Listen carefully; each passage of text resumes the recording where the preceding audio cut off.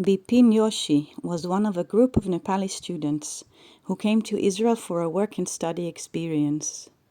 He stayed in kibbutz Alumim, a small kibbutz in the south of Israel. Of the 17 Nepali students staying in kibbutz Alumim, only 7 made it out alive after October 7. 10 young men were brutally murdered by terrorists for no reason at all. 10 men who hadn't done anything wrong, who were not Israeli or Jewish. 10 humans with hopes and dreams for the future, with families and loved ones at home. The 17 young men were at a work experience in the kibbutz for a Learn and Earn program. All of them were the pride and hope of their families, who had poured all their resources into their sons' education.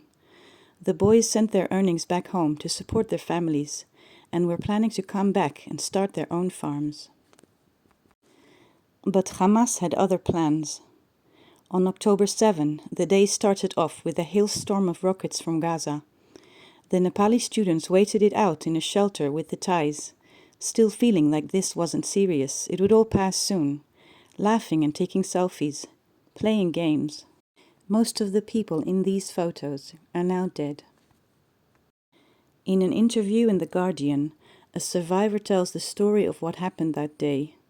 As they hid in the bomb shelter, the terrorists shot into the bunker and threw grenades inside. The explosions killed and injured countless people. The survivor said, "Shrapnel hit me as well. When I woke up, I was covered in blood and I could see my friends dead and injured around me. One friend didn't have legs, another didn't have hands. There were dead bodies of my friends in the door of the bunker."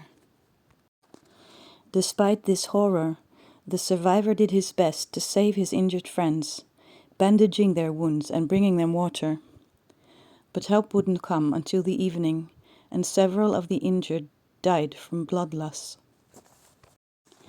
7 of the students made it out of that bunker alive, but of those 7, 1 of them was kidnapped to Gaza. Bipin Joshi was not among the dead or the survivors. He was grabbed and taken by force as a trophy, a bargaining chip. He was later seen in security footage from the Al-Shifa hospital, being dragged somewhere. It is clear that hostages were kept in that hospital and that it was used for terrorist activity. Bipin Joshi is 23 years old. He is a son, a brother, and a friend. He was excited about his adventure in Israel. "I will see the world, Mom," he told his mother. He would learn and earn money at the same time. What's not to like? Now he is stuck in the dungeons of Hamas, enduring God only knows what. The senselessness of the killing of these foreign young men really gets to me. They had nothing to do with anything, they were just there. It breaks my heart. And why were they stationed in kibbutzim that close to Gaza? Sure, none of us could have ever expected anything like this. But there have been terror and rocket attacks in the Gaza envelope since 2005. It's wrong and careless to risk the lives of foreign students like this. In September 2023, Joshua Mulel, Clemens Mtenga and Ezekiel Kitiku came to Israel for a work experience.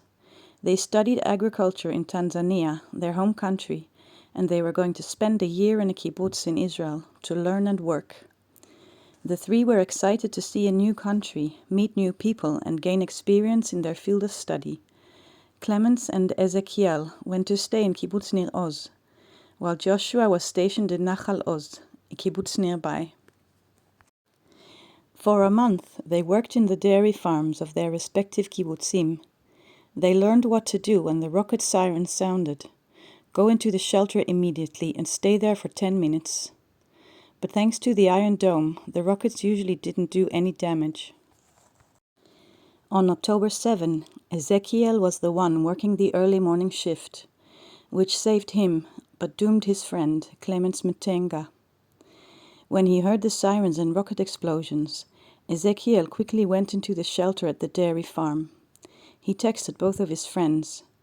At first they answered and said they were okay, also hiding in shelters. But a few hours later, their phones went dead. Hamas attacked both kibbutzim, but they didn't get to the dairy farm of Nir Oz. This is what saved Ezekiel's life. After the smoke finally cleared, Clemens Mtenga and Joshua Molel were both missing. For 6 weeks, Clemens Mtenga was believed to be a hostage. But on November 18, his body was finally identified. He had been murdered in cold blood by Hamas terrorists on October 7. Clemens was 22 years old, the youngest of 4 siblings. He was shy, studious, and sang in the church choir. He wanted to start his own agriculture business. All those dreams are now shattered, his family broken and in mourning. Rest in peace, Clemens. I'm so very sorry this happened to you. Joshua Molel was also thought to be a hostage. For more than 2 months, his family and all of us here in Israel held on to hope that he was alive, that he might be released because he wasn't Israeli, like the Thai hostages. But as usual, we expected too much from the Death Eaters. They didn't care who they slaughtered. On December 18, Hamas released a terrible, graphic video of the murder of Joshua Molel. I haven't watched it, but I have read descriptions, and it absolutely broke me. After all this time of hope and fear, it turned out that Joshua Molel was brutally murdered by Hamas and his body abducted to Gaza. In no way did he deserve any of this. My heart goes out to his family. Joshua was 21 years old. He was the eldest of 5 children. His father, Loitu Molel, came to Israel after the news of his death broke, to see for himself where his son lived for the last month of his life and where he was killed. He said that his son was polite, obedient, and serious, and like Clemens, he had plans to start his own agricultural business. About the gruesome footage, Loito Molel said, "I hope it is deleted from the internet. I hope no one watches it. I haven't watched it, and I promise I never will.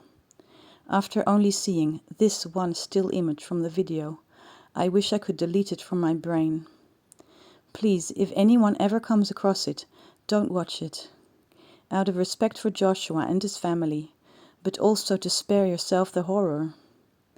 I cried so much over the death of Joshua Molel. It was so incredibly cruel and unjust. Again, I'm so sorry, Joshua. You should never have been sent to a kibbutz that close to Gaza. None of you should have." I'm not a religious person, but I pray that Bipin Joshi will be freed one day. He has been captive for 5 months now. The injustice of this is infuriating. We need the international community to condemn and pressure Hamas to release the hostages before agreeing to any sort of ceasefire. We cannot leave Bipin Joshi, Noah Argamani, Eli Sharabi, Shiri Bibas, and so many other innocent people behind in the hands of Hamas. They have no right to hold them prisoner. Give them back to us.